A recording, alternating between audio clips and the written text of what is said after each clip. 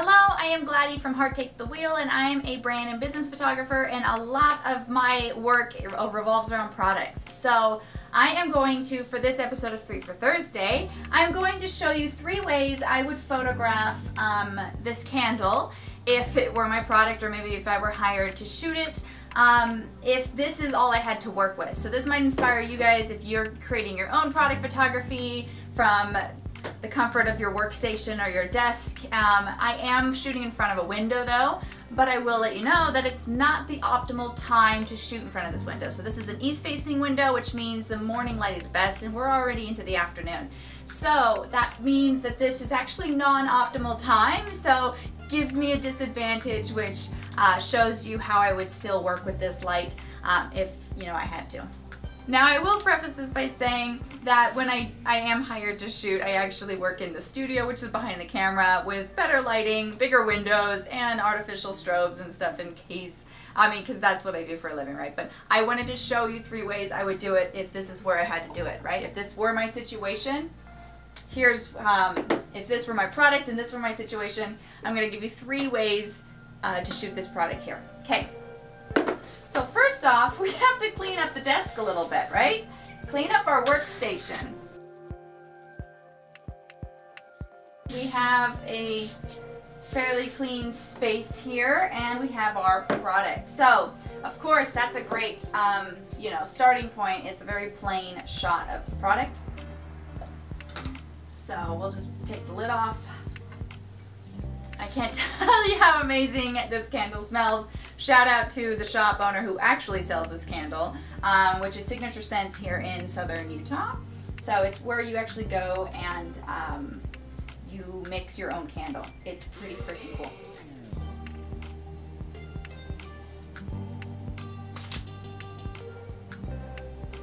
So I would definitely do a plain shot first, and all I would need to do for that, for those watching at home, would be to clean my space, obviously, right? I'm shooting on white with a light backdrop, which is actually just the window diffuser. I do have my window diffused. I could do a whole video on diffusion if that interests you, but diffusion is life. Okay, now how I would pump this up a little bit would be to grab something to bounce the light back in there. So hold on, let me get like some pieces of paper. Alright, so usually I work with, if I'm bouncing light, I work with big poster boards like these things, which you can get pretty cheap in big packs of like 10 or whatever. But I don't have a lot of space here, and so I'm just going to use some copy paper. But I'm going to use several sheets because copy paper is a little see-through, right? So not really see-through, but you can see through it. It's a little sheer. If I had more time, I'd dig up some cardstock because that's thicker and it's going to bounce more of the light rather than let some of it seep through. Does that make sense? So since I'm too lazy to find where my cardstock is, I'm going to just use a few sheets of paper because if you use a couple sheets, then it's not as see-through anymore. So it's going to be able to bounce that light back a little better. So all I'm going to do is figure out where that light's coming in at, like what angle it might be coming in at the strongest, and I'm going to bounce that light right back in there. So I'll frame up my shot now and shoot that. Boom. Okay. Alright, so that's the plain shot. The plain shot would definitely be the first way I would shoot this. And I would shoot the plain shot several different ways. See, we have the lid off. We would do it with the lid on, and we would do maybe different angles. We could shoot down to get that, like the wick. Now, if you don't have, I don't know if I've already mentioned this, but if you don't have like a white desk that you're working with or something, or maybe you're working on a workstation. If you're working on a workstation, and a lot of that looks good too, by the way, so work with what you've got. But if you really need to, then that's when one of these poster boards would really come into handy. I don't think that's how you say that. Would really come in handy because you can, well, this one's dirty because it's been used for so many things, but you would lay the poster board down here and then you would size it up, and then you can actually just use the poster board itself as the bounce by just lifting up that corner. It does a wonderful job too because it's bouncing all over the place rather than just like the paper is.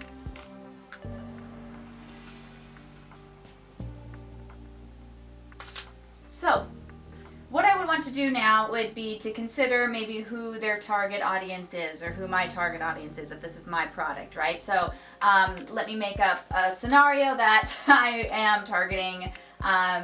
You could do self-care, if maybe just self-care and people who are passionate about self-care is your thing, then you could do it that way, or you could do it where you're targeting people who are on the move, or like our business women, maybe you like to work with the female entrepreneur group and that's, you know, who you want to work with. Then, I mean, that's an easy one because you're already at a desk and you likely have a lot of desk things that could work really well as props. So let's get some props in action here. Now the key is to pop in some props that aren't going to overtake your product, right? So if we start putting in too many crazy things, like, okay, look at this. That is, for one, there's too many colors happening. So let's say you realize there's just a lot of color happening there. So you switch it with something that's more muted. That's a step in the right direction, but look at how that is competing with this product, right? So if you wanted to maybe use pins as an accent, I would find a way to accent it without it taking over your product. A couple ways to do that. One, you could use maybe a clear acrylic stand instead, but I would really just focus on using one or two or whatever to bump things up without, you know, having things compete. What else can we do? Maybe we can just beef up the scene, add some more tones that match. So we have a coaster here that has some tones that match the candle, and maybe you have a candle lid that doesn't match, but the candle itself is plain. You could just take the lid off and that would work. And the cool thing about doing this is it's now breaking up the white with the white, which is helpful. So we're gonna do that. And then we are going to shoot it just like that. You know, I like to do things in steps.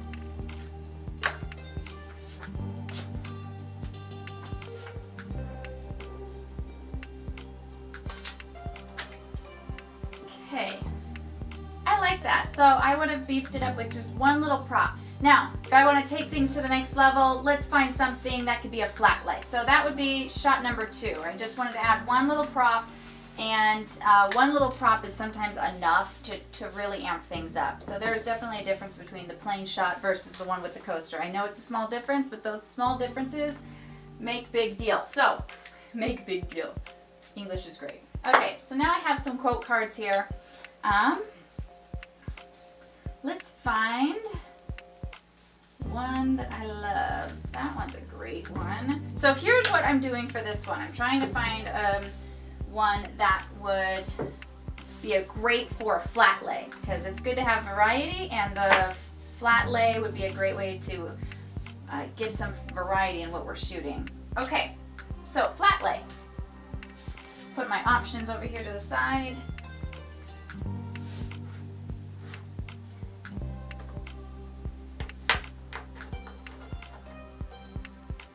Maybe with the pen, maybe without.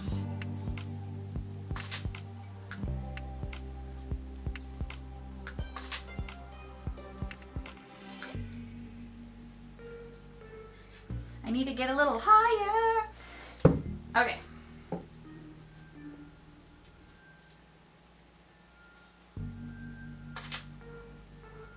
Love it. Alright guys, so I'm probably not in focus anymore, but I just wanted to end the video. I just realized that the video, I lost track of time while I was shooting, having too much fun over here, and I don't know when the video cut me off.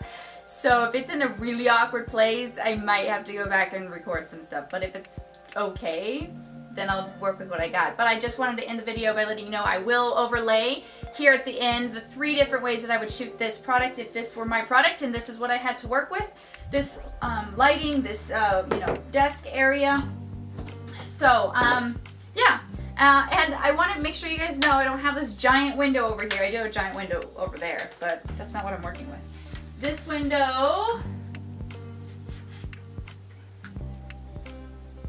is 35 inches across about. So it's not huge, and it's actually not giving the best light right now. It's giving pretty terrible light right now because the sun is way over there now. It's not even shining over here. It's just giving me, and in fact there's a giant bush in front of this window, so it's not the best lighting. So this is what I had to work with, and I'm gonna make it work, you know, because like if this were my situation, I gotta make it work, right? So I wanted to show you 3 different ways I would style and shoot this product if this were my product, and if this were my situation. So anyways, I hope you found this fun, or to watch, or maybe if even useful. Let me know, and I will see you in the next video. Bye!